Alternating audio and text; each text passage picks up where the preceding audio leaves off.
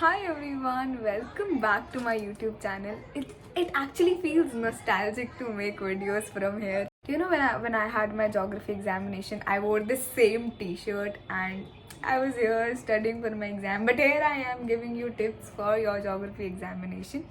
See, as such, the method to do things for geography is not different from what I have taught in the political science video or in history ka video. The thing is that in geography you find a lot of stats. Now the question is, क्या हमें वो सारी की सारी stats को याद करना ज़रूरी होता है? Firstly, the question is that there is bombardment of information when it comes to geography because there's multiple things happening और आपको समझ नहीं आ रहा है कि आपको कौन सी information को याद करना है, कौन सी information को याद नहीं करना है.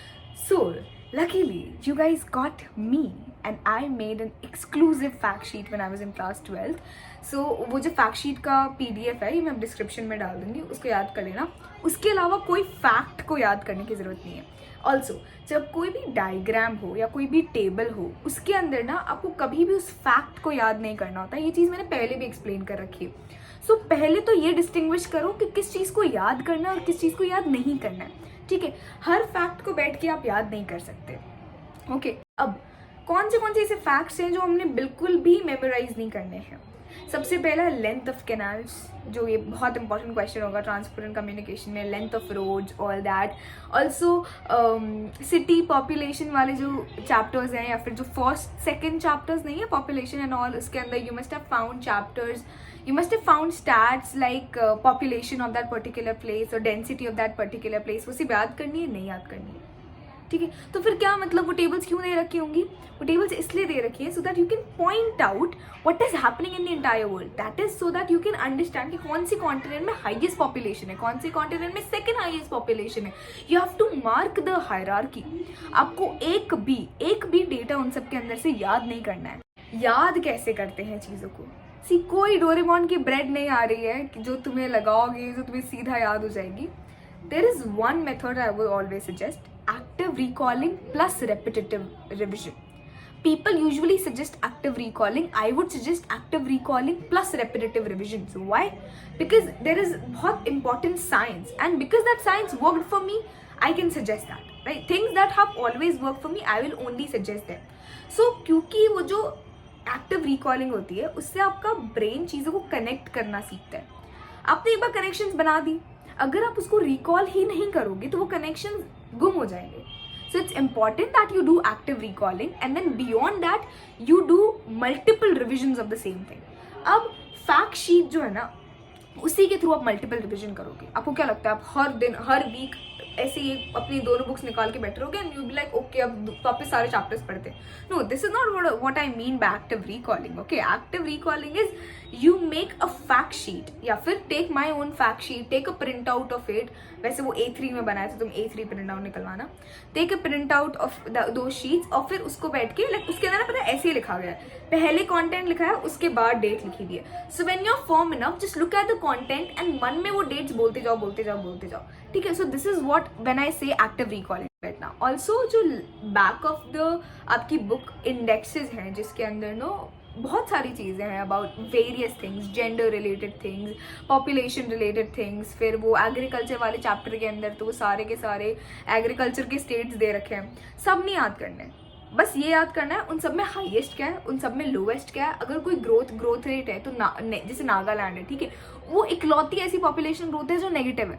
तो ऐसे कोई डिस्टिंग्विश्ड फीचर हो उन डेटा के अंदर, बस वही बैठ के याद करना है और वो बस एक बार नोट डाउन कर लो, उसके बाद बार याद करने की जरूरत नहीं है. Once you decided कि भाई population में highest population is of okay this state, lowest population is of okay this state, highest population growth rate is of this, highest population growth rate is of lowest population growth rate is of this. तो ऐसे highest और lowest के अंदर आप सारी की सारी categories जो है वो बना के चल लो and then you learn things. Another thing that I have for you for geography is very diverse question bank. सारे चैप्टर्स का नहीं है, that I can not guarantee कि मेरे को भी नहीं पता. अब आधे पेपर्स बच्चे हैं, नहीं बच्चे मैं क्या करूँ. ठीक है, तो आधे मैंने अपने जूनियर्स को दे रखे हैं, तो I don't have every paper but कुछ पेपर्स जो मेरे पास हैं उसके अंदर देयर इज़ अ बहुत वाइड क्वेश्चन बैंक. तो जिन चैप्टर्स के हैं वो भी मैं अटैच कर दूंगी, वो भी आप लोग देख लेना. ठीक है, then let's go to the basics. NCERT के अलावा कोई बुक नहीं टच करनी है ज्योग्राफी के अंदर. सैम्पल क्वेश्चन पेपर सॉल्व करना है. उसके बियॉन्ड आप लोगों को सीबीएसई की वेबसाइट पे जाना है, हर एक एक चीज़ को अंडरस्टैंड करना है, उसको सॉल्व करना है. उसके बियॉन्ड प्लीज मत जाओ. Like I still get comments और पीपल आस्क कौन सी रिफ्रेशर यूज करनी है, and then I suggest you of them. Because जब मैं इतना कह रही हूँ कि कोई रिफ्रेशर की जरूरत नहीं है, and still you want to be like कि भाई मेरा सब हो गया, मेरे को कोई ना कोई रिफ्रेशर पढ़नी ही पड़नी है, तो फिर आई विल सजेस्ट. मतलब सजेस्ट मतलब जो मेरे टाइम ओ शिट दिया, you are not that old, but ठीक है, जो बहुत पॉपुलर हुआ करती थी, या कभी मैंने जिससे पढ़ा था क्लास 10th में या समथिंग, या जिसका कंटेंट मुझे पसंद आया है, या जिसका कंटेंट बोर्ड से बहुत ज़्यादा रिलेटेबल होता है, तो मैं वो सजेस्ट कर देती हूँ. बट क्यों करनी है यार तुम्हें रिफ्रेशर से काम, जब तुम्हें सामने कंटेंट मिल रहा है, तुम्हारे पास पैसे के फ्री में आ रहे हैं नहीं ना, तो फिर क्यों खरीदनी है books. Now on a serious note, let's come to the next thing, that is maps. बहुत आई थिंक 10 नंबर के मैप्स आते हैं. 10 मार्क्स आर अ लॉट. तो मेरा ना मैप्स मैं बताती हूँ, I can even show you. So what I did was I basically got the print out.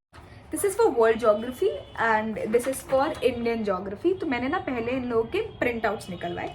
Then one fine day I sat, फिर मैंने अब 2 मैप्स निकलवाए. ठीक है, एक दोनों के दोनों इंडिया के थे. पहला इंडिया का पेज ये रहा, देन सेकंड इंडिया का पेज ये रहा. इसके अंदर जो जो चीज़ें मुझे लोकेट एंड लेबल करने में आ रही थी, इसके अंदर वो सारी इन्फॉर्मेशन थी. ठीक है, फिर जो जो चीज़ें मुझे सिर्फ आइडेंटिफाई करनी होंगी, वो सारी की सारी इसके अंदर है.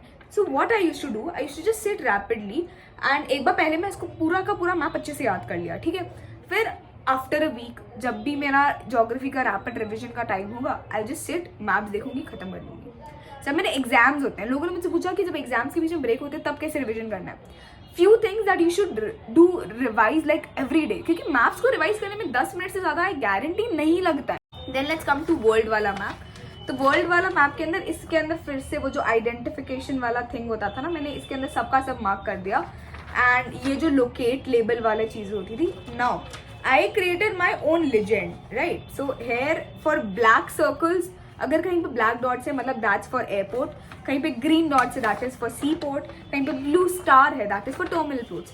तो ऐसे बना लिया. Now I do not have to look at each and every page in the book और मैं मैप बैठ के ढूंढूं और मैं 10 नंबर फिगर आउट करती रहूँ. My 10 marks are just from these 2 papers और दिन के 10 minute, that's it.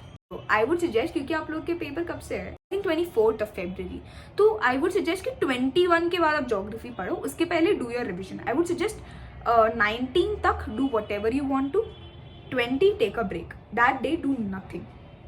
21, 22, 23 completely geography. And if I am mistaken और मुझे ज्योग्राफी की एग्जैक्ट डेट नहीं पता, तो यू जस्ट अलाइन ना कि जब भी आपका एग्जाम है उसके 2-3 दिन पहले से पढ़ना है और फिर एक दिन ब्रेक लेना है, so that your body is now align कि भाई ओके पढ़ लिया, स्टॉप राइट नाउ. अब we have to switch, because अब हमारे पास फाइनल स्ट्रैटेजी अप्लाई करनी है. ठीक है, फाइनल स्ट्रैटेजी में कोई रिफ्रेशर नहीं पढ़नी है, कोई एक्सटर्नल बुक नहीं पढ़नी है, कुछ नहीं पढ़ना है. सिर्फ एग्जाम के पहले जब आपके बोर्ड्स चल रहे हो, मैंने कुछ नहीं किया, मैंने अपने नोट्स भी नहीं देखे थे.